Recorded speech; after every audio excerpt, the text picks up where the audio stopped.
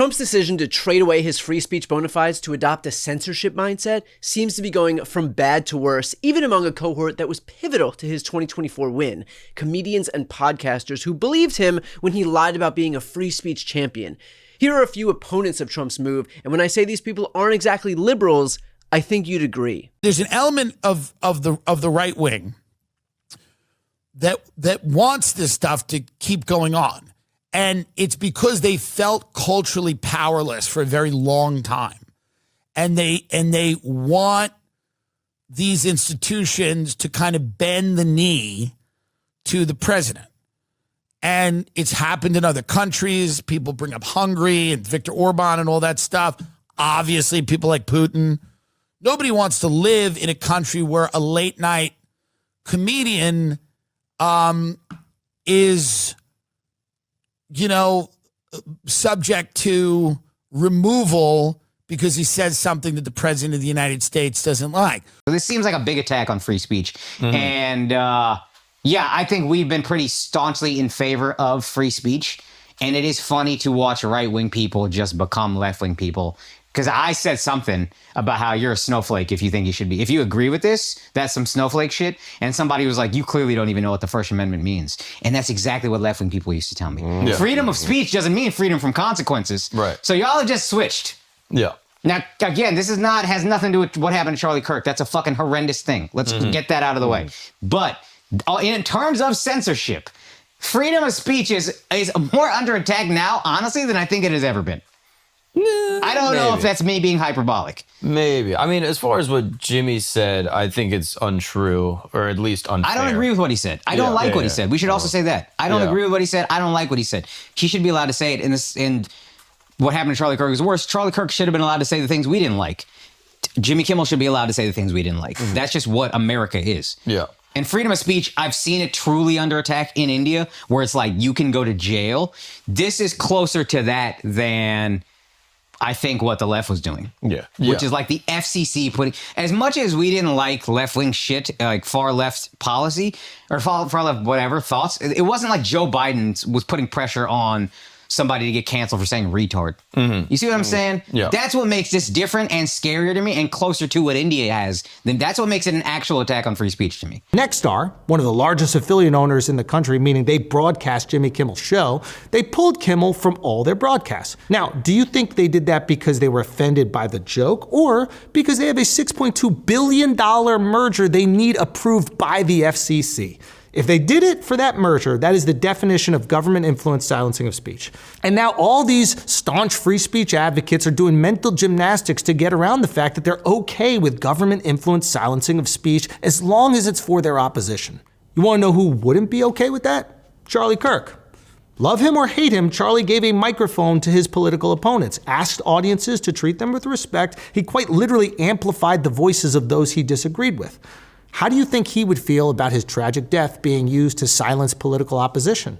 Honestly, do you think that he would advocate for canceling Jimmy? There's no way. I think he'd be furious about it. I think his supporters should be furious about it, and I think his detractors should be furious about it. It shouldn't even be up for debate. And I gotta ask, how many times does this guy have to prove that he is engaging in the most blatant bait and switch in history before these comedians realize that they've been conned? This guy promised to release the Epstein files right away and instead engaged in a government-wide cover-up to bury them even further. He literally moved the only living known accomplice to a minimum security prison right after she claimed that Trump was totally absolved of any and all culpability. He promised to lower costs on day one and instead engaged in a trade war that sent the cost of everything higher. He made you think that he cared about this on such a granular level that he literally invoked the cost of individual eggs, only to now preside over nationwide cost surges. He promised to end the Russia-Ukraine war on day one. We're 8 months in and this guy is still too afraid of Putin to say a single ill word of him.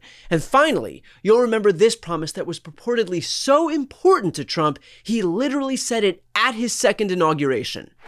After years and years of illegal and unconstitutional federal efforts to restrict free expression, I will also sign an executive order to immediately stop all government censorship and bring back free speech to America.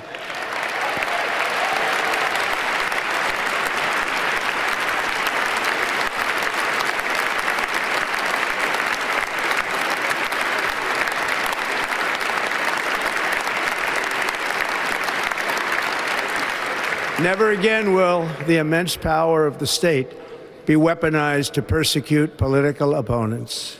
Something I know something about. We will not allow that to happen. It will not happen again. Under my leadership, we will restore fair, equal, and impartial justice under the constitutional rule of law. And now that guy is sending in his FCC chair like a fucking Timu Joe Pesci in Goodfellas to force TV networks to silence comedians. But frankly, when you see stuff like this, I mean, look, we can do this the easy way or the hard way.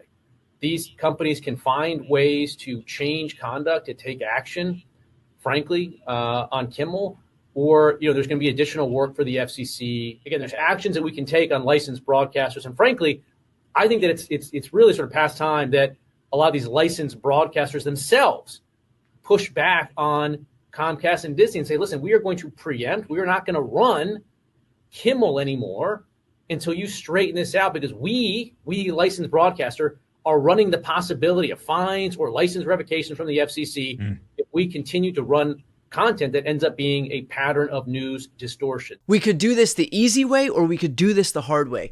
This is a tired exercise, but could you imagine what the right would say if Joe Biden or Barack Obama's FCC chair said that about some right-wing network, tried to claim that about Fox News, Newsmax, OAN? They would lose their shit, and rightfully so, because what's happening here isn't just hypocritical, which would be bad enough unto itself, it is nakedly, blatantly unconstitutional. So look, in terms of these comedians and podcasters, should they have known better? Absolutely. If they had half a brain, they'd have sniffed this guy's bullshit out a mile away. They didn't, most of them endorsed him, they voted for him, and here we are.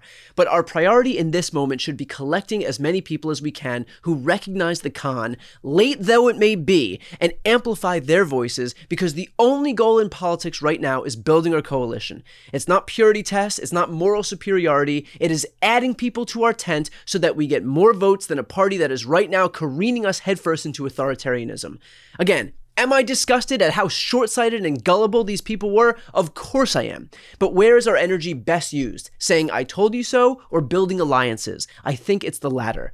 In the meantime, as we continue to watch legacy media fail in its obligation to protect free speech and democracy, it has never been more important to support independent media.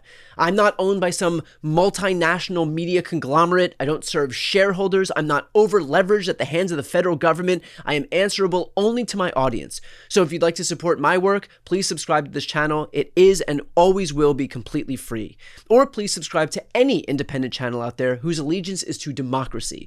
Because if legacy media networks want to align themselves with Donald Trump in his crusade against free speech, then our job is to respond by taking away the attention that they so desperately crave. Before you go, if you enjoyed this content and you want to see more and support independent media, please subscribe to this channel. The subscribe button will be right here on this screen.